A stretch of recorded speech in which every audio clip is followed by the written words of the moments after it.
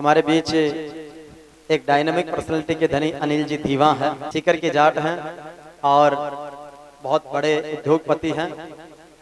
लेकिन इनकी जो सोच है वो गांव के विकास से लेकर प्रत्येक व्यक्ति के हर क्षेत्र में उसकी योग्यता के अनुसार आगे बढ़े।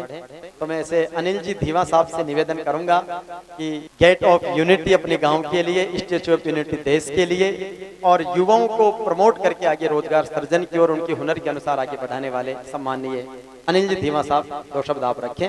सर्वप्रथम तो मैं राला बाबा के धाम को नतमस्तक होकर नमन करता हूं। सम्मानित मंच, प्रबुद्ध नागरिकगण, मातृशक्ति और प्यारे बच्चों, आप सबका अभिनंदन करता हूं और आभारी भी हूं, स्पेशली हरिराम जी का, जिन्होंने मुझे इस धाम पे आने का अवसर दिया और यहाँ पे एक जो सुकून है और मन में एक जो शांति है उसको महसूस करने का मुझे अवसर दिया। इसके लिए इनको बारंबार धन्यवाद।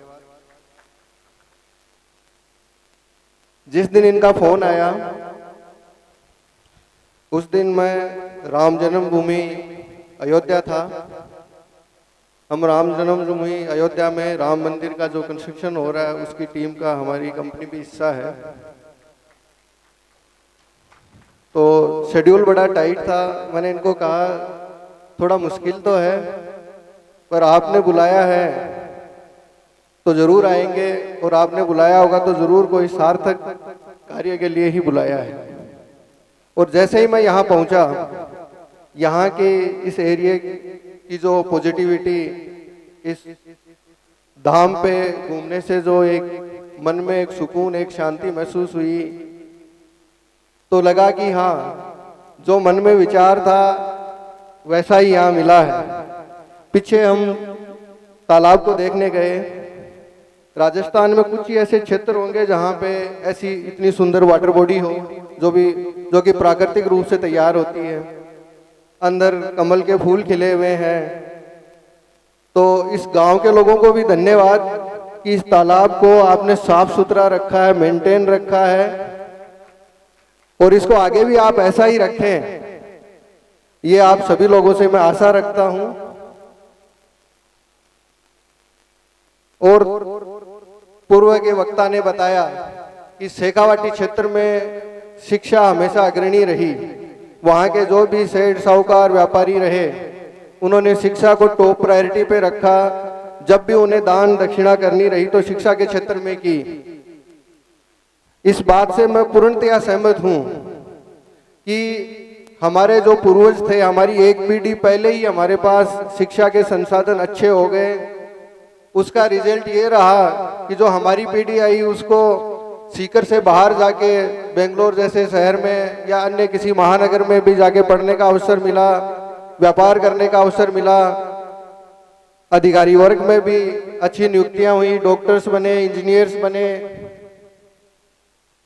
लेकिन अब मैं ये कहूँगा कि शिक्षा नगरी सीकर जो है वहां तक ही सीमित नहीं है चीजें। तकनीकी ऐसी आ गई है कि घर बैठा, एक झोपड़ी में बैठा बच्चा भी देश दुनिया के किसी भी कोने में जो शिक्षा की व्यवस्थाएं हैं उनका फायदा उठाने की पोजीशन में है। तो जो पीछे जो आप कह रहे हो कि एक पीढ़ी का जो गैप है वो आने वाले 5 साल में कवर हो जाएगा। बस जागरूक रहने की जरूरत है और बच्चों को जो शिक्षा के संसाधन आप प्रोवाइड करवाएं उसमें कोताही अगर नहीं बरतते हैं तो ये समझ लीजिए जो बच्चा आज यहाँ 10वीं क्लास में पढ़ रहा है या 5वीं क्लास में पढ़ रहा है, वो 5 साल में देश के या दुनिया के किसी भी कोने के विद्यार्थी की बराबरी करने की क्षमता में आ जाएगा, क्योंकि तकनीकी का सहारा है। और मैं इस चीज के लिए भी पूर्णतया आश्वस्त हूँ कि आपके पास हरिराम जी जैसे व्यक्ति हैं जो इन संसाधनों के बारे में घर घर जागरूकता भी लेके आएंगे और साथ ही शिक्षा से जुड़े हुए व्यक्ति या ब्यूरोक्रेसी से जुड़े हुए व्यक्ति या व्यापार से जुड़े हुए व्यक्ति या पॉलिटिक्स से जुड़े हुए व्यक्तियों से भी सपोर्ट लेके और इस क्षेत्र को और मजबूत करेंगे। आपके पास वो हीरा है जिस हीरे की मांग हमारे शेखावाटी में खूब है। यहाँ का तो मुझे ध्यान नहीं है। हमारे कोई भी अच्छा प्रोग्राम होता है किसान समाज से संबंधित तो सबसे पहले इनको याद किया जाता है। 16 सितंबर को हमारे यहाँ भी, मेरे गांव में भी एक ऐसा ही एक धाम है, वहां पे प्रोग्राम रखने की चर्चा आई तो जो प्रबंधक कमेटी के जितने भी व्यक्ति थे उन्होंने मेरे से कहा कि आपके हरिराम जी अच्छे मित्र हैं, उनका नाम सबसे ऊपर लिखवाओ।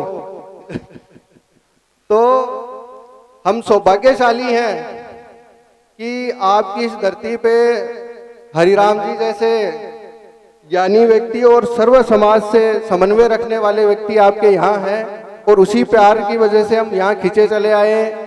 और भविष्य में भी हम ये आशा रखते हैं कि जब भी इनको याद किया जाए या आप हमें याद करो तो हम आने के लिए तत्पर भी रहेंगे, हाजिर रहेंगे, और हमसे जो संभव हो सके आपका जो आदेश होगा उसकी अनुपालना करने के लिए हमेशा तैयार रहेंगे। धन्यवाद।